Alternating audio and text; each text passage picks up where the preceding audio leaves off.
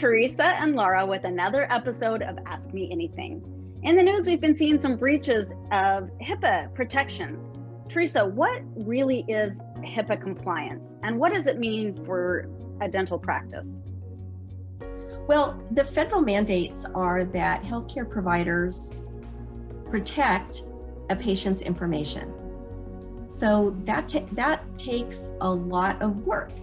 You know, I have practices that assure me that they're compliant because they have the patient sign a Notice of Privacy Practices Act. They're very careful not to have conversations with the patient within earshot of other patients.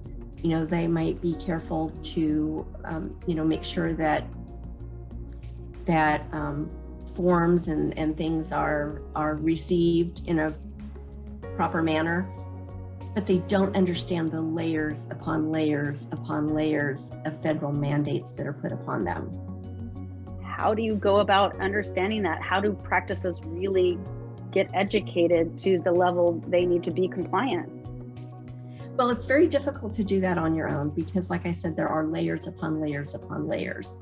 And so the first thing that's federally mandated is a risk analysis.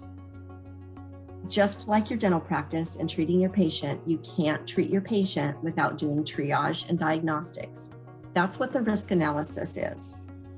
The risk analysis is a very detailed, very in-depth questionnaire on every level of security for your practice. It's physical security, technical security, any type of policies and procedures. You need written protocol for all of those.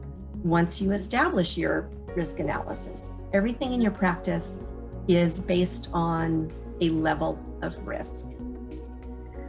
So, Theresa, do you have an example of what might be on a risk analysis? Yes, some of the questions could be something such as, can you list the firewalls that you have? Can you list your procedures for your daily backup? What is your written protocol for how you release records to a patient?